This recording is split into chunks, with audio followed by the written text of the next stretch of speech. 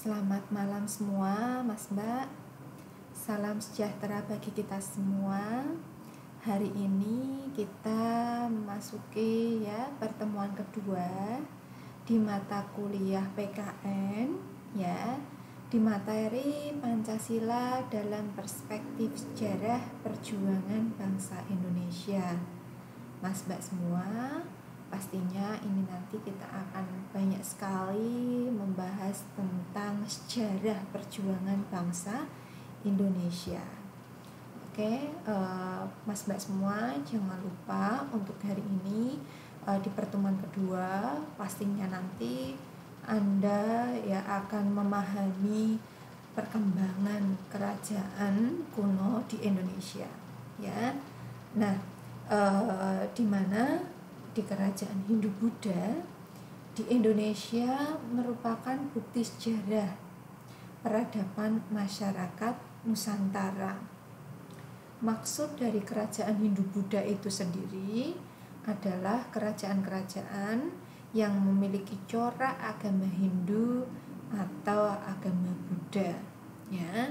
Tadi bisa disampaikan, Anda jangan lupa untuk presensi disiakat ya untuk pertemuan kedua hari ini seperti itu. Kemudian salah satu penyebab adanya pengaruh agama Hindu-Buddha pada kerajaan Indonesia adalah lokasi Indonesia yang strategis. Indonesia yang merupakan negara kepulauan diapit oleh dua benua dan diapit oleh dua samudra, membuat negara ini mudah dilalui oleh para pedagang dari Tiongkok dan India.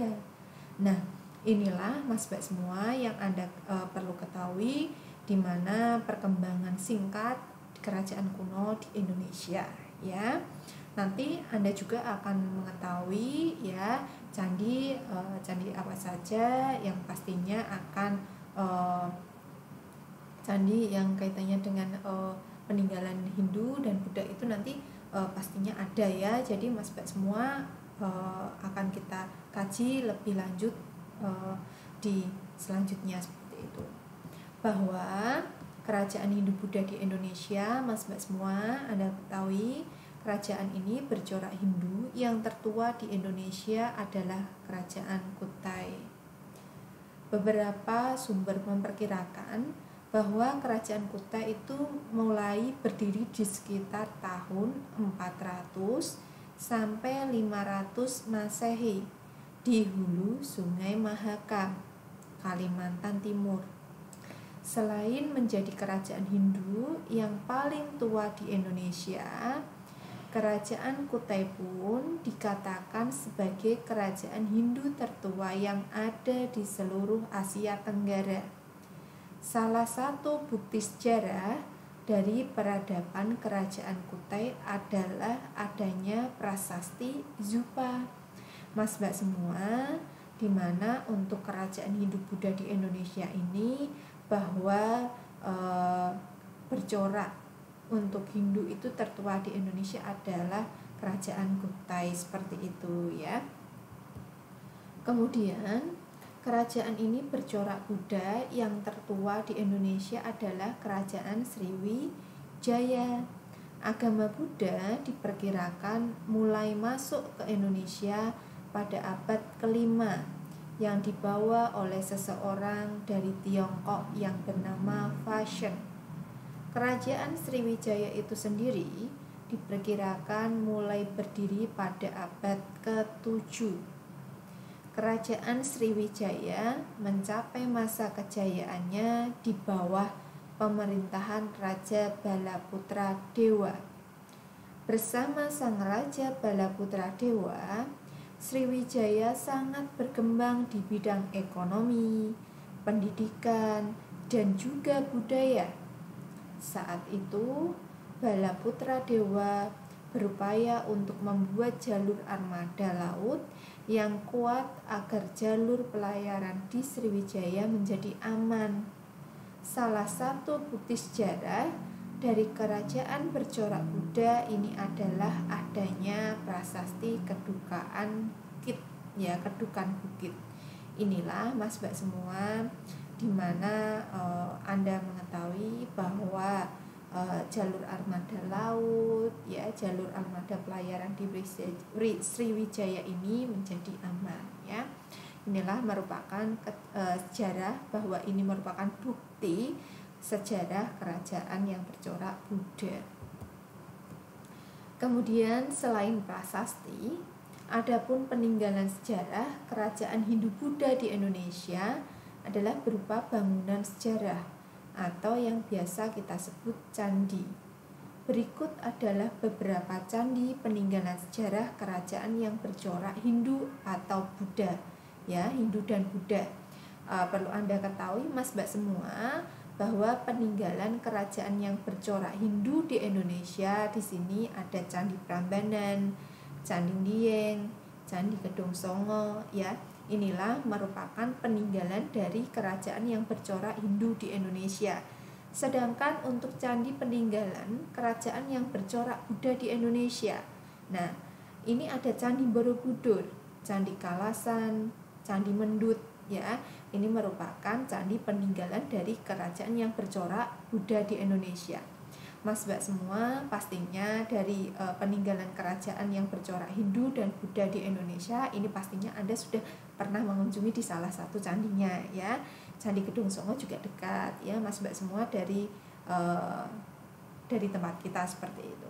Nah, inilah Mas Mbak semua yang menjadikan bahwa prasasti atau peninggalan sejarah kerajaan Hindu Buddha di Indonesia itu merupakan bangunan sejarah yang pastinya bisa Anda lihat dari peninggalan kerajaan yang bercorak Hindu dan Buddha di Indonesia, ya, berupa candi, dari Candi Prambanan, Candi Dieng, Gedong Songo, ya, kemudian Candi Borobudur, Candi Kalasan, dan Candi Mendut. Kemudian kita lihat dari perkembangan kerajaan Islam di Indonesia. Setelah Anda mengetahui kerajaan yang kaitannya dengan perkembangan itu tadi, kerajaan di Indonesia, kita lihat dari perkembangan kerajaan Islamnya di Indonesia. Kerajaan Islam di Indonesia itu diperkirakan, ya, ada sejak abad ke-13. Saat itu kerajaan-kerajaan Islam bermunculan akibat lalu lintas perdagangan laut. Pedagang-pedagang Islam dari Arab, Persia, India, hingga Tiongkok itu berbaur dengan masyarakat Nusantara. Masuknya agama Islam ke Nusantara itu lewat perdagangan, ya, perdagangan yang kemudian turut membawa banyak perubahan dari sisi budaya hingga pemerintahan. Anda mengetahui bahwa di sini Anda lihat bahwa perkembangan kerajaan Islam di Indonesia ini diperkirakan sejak abad ke-13, ya. Untuk kerajaan Islam pertama dan tertua di Indonesia, kita lihat dari yang pertama dulu, Kerajaan Perlak, ya. 840 sampai 1292. Kerajaan Perlak atau Kesultanan Perlak itu merupakan kerajaan Islam di Indonesia yang terletak di Perlak, Aceh Timur pada 840 sampai 1292 Masehi. Perlak merupakan wilayah yang dikenal memproduksi kayu perlak yang merupakan bahan baku pembuatan kapal. Kemudian untuk bukti sejarah yang memperkuat kerajaan Perlak, ya, yakni makam salah satu raja benua yaitu negara bagian Kesultanan Perlak yang terletak di pinggir Sungai Trenggalek. Diyakini batu nisan pada makam tersebut dibuat, ya, pada abad ke-11 Masehi. Kemudian untuk kerajaan Ternate, Mas Mbak semua, yang kedua, ini 1257. Kerajaan Gapi atau lebih dikenal sebagai Kerajaan Ternate terletak di Maluku Utara. Kerajaan yang didirikan oleh Sultan marhum pada 1257 ini juga merupakan salah satu kerajaan Islam tertua di Indonesia. Sejarah peradaban Kerajaan Ternate yakni Masjid Sultan Ternate, Kerajaan Kesultanan Ternate, Makam Sultan Baudowo, dan Banteng Toluko. Kemudian untuk yang ketiga adalah Kerajaan Samudra Pasai. Kerajaan Samudra Pasai merupakan salah satu kerajaan Islam tertua di Indonesia yang didirikan oleh Murrah Silu atau lebih dikenal sebagai Sultan Malik Al-Saleh pada 1267. Jejak peninggalan lain yakni ditemukan dirham atau mata uang emas murni pada masa pemerintahan Sultan Malik At-Tahir.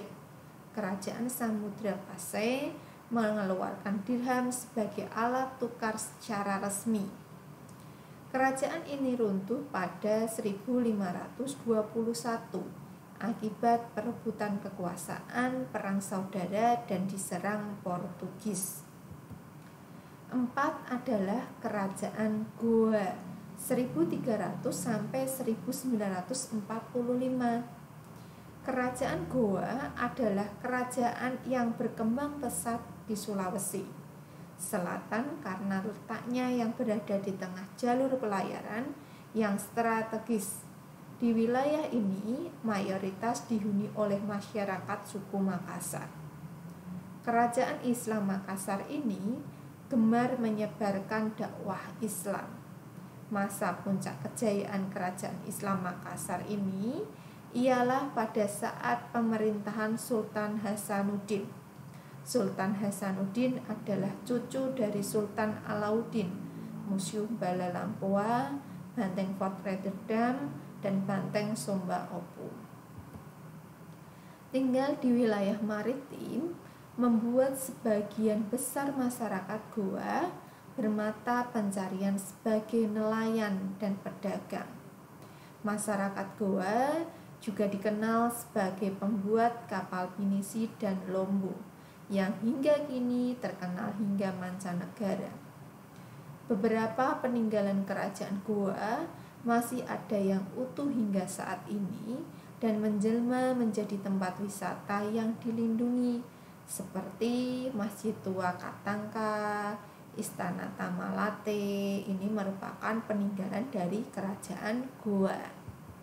5 adalah Kesultanan Malaka.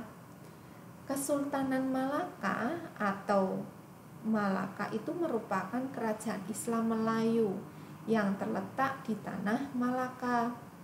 Kerajaan ini pertama kali didirikan oleh para Meswara pada 1405. Kesultanan Malaka terkenal sebagai penguasa jalur pelayaran dan perdagangan di Selat Malaka sekitar abad 15.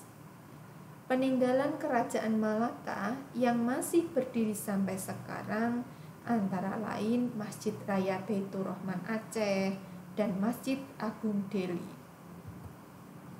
6 adalah Kerajaan Islam Cirebon 1430 sampai 1677. Kerajaan Cirebon atau Kesultanan Cirebon adalah kesultanan Islam yang cukup besar di Jawa Barat pada abad 15 sampai 16 Masehi. Lokasinya yang berada di pantai utara Pulau Jawa menjadikan Kerajaan Cirebon sebagai jalur perdagangan dan pelayaran yang penting. Peninggalan Kerajaan Cirebon yang paling terkenal yakni Keraton Kasepuhan Cirebon, Keraton Keprabon, patung harimau putih, bangunan mande, dan kereta Kasepuhan Singambaron, dan mangkok kayu berukir. Inilah merupakan Kerajaan Islam Cirebon, Mas-Mbak semua. Kemudian untuk yang ketujuh adalah Kerajaan Demak 1478 sampai 1557. Nah, untuk Kerajaan Demak ini merupakan kerajaan Islam pertama dan terbesar di pesisir Pulau Jawa. Kerajaan yang berdiri pada 1478 ini dipimpin oleh Raden Patah. Kerajaan Demak ini merupakan pelopor penyebaran agama Islam di Nusantara lantaran dukungan para wali Songo. Kemunculan Kerajaan Demak ini terdiri dari masa kemunduran kerajaan Majapahit. Nah, untuk beberapa wilayah kekuasaan Majapahit ini memisahkan diri.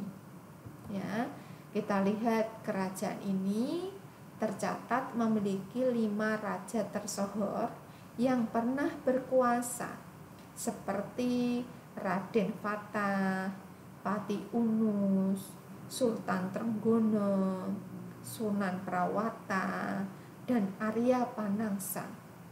Pada masa kejayaannya, kerajaan Demak ini tak tersaingi, ya. Jadi pada masanya itu tidak bisa disaingi, Mas Mbak semua.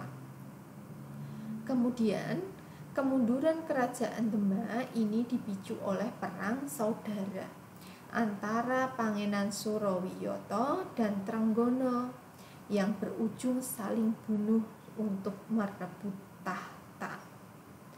Kemudian pada 1554 kerajaan Demak itu runtuh akibat pemberontakan Jakatingkir yang berhasil mengalihkan pusat kekuasaan ke daerah Pajang dan mendirikan kerajaan Pajang. 8 adalah kerajaan Islam Banten. Kerajaan Banten ini pernah berjaya di tanah Pasundan, Banten pada 1526.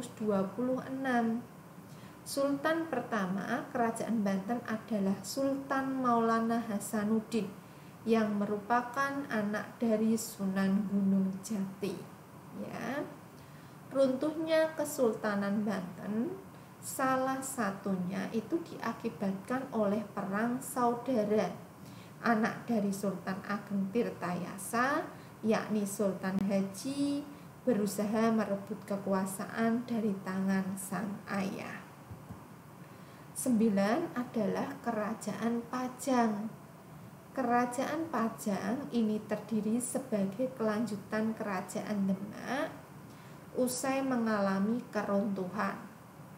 Kerajaan yang berpusat di Jawa Tengah ini didirikan oleh Sultan Hadiwijoyo, ya, atau dikenal sebagai Jakatingkir, yang berasal dari lereng Gunung Merapi.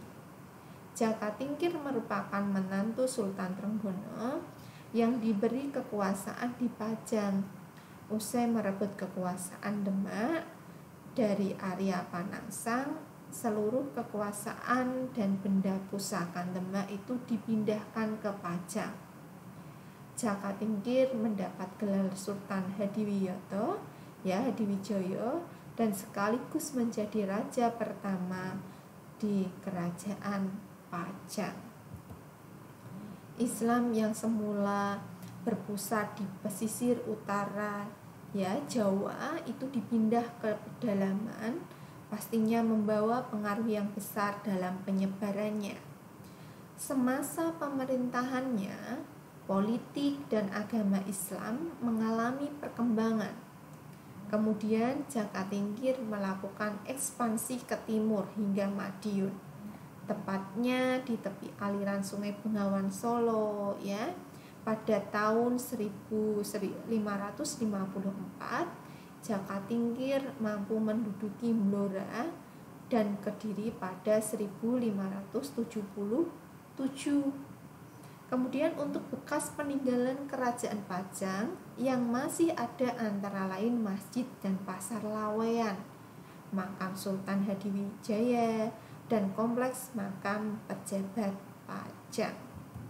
Oke, yang ke-10 ini adalah yang terakhir dari kerajaan Islam, yaitu adalah kerajaan yang ke-10 ini adalah kerajaan Mataram Islam, ya, 1588 sampai 1680, bahwa kerajaan Mataram Islam itu berpusat di Kota Gede Yogyakarta pada 1588.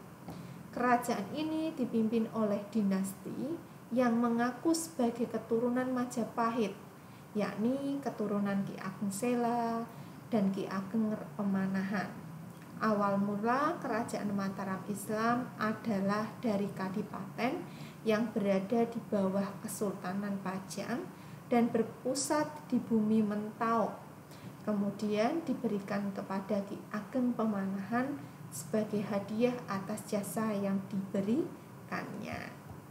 Kerajaan Mataram Islam itu mengalami perpecahan usai konflik politik dan mengakibatkan pembagian wilayah kekuasaan, yaitu Kesultanan Yogyakarta dan Kesunanan Surakarta yang tertuang dalam Perjanjian Giyanti.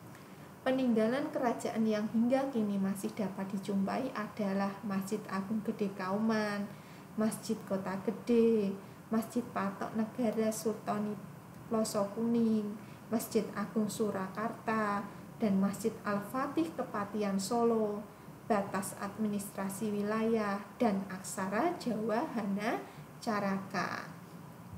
Oke Mas Mbak semua, setelah kita mempelajari tentang sejarah kerajaan Hindu dan Buddha di Indonesia itu tadi, kemudian sejarah kerajaan Islam di Indonesia, Mas Mbak semua jawablah pertanyaan di bawah ini dengan baik dan benar.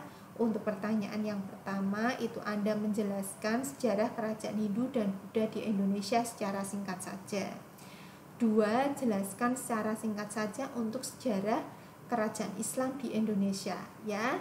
Minimal Anda menjelaskan 3 saja, ya minimal. Jadi lebih dari 3 itu juga lebih bagus, oke? Mas Mbak semua, terima kasih atas perhatiannya. Selamat malam. Wassalamualaikum warahmatullahi wabarakatuh. Dan jangan lupa Mas Mbak semua, saya ingatkan sekali lagi untuk login di Siakat untuk pertemuan kedua, ya, PKN hari ini, ya. Terima kasih Mas Mbak semua. Selamat malam. Wassalamualaikum warahmatullahi wabarakatuh.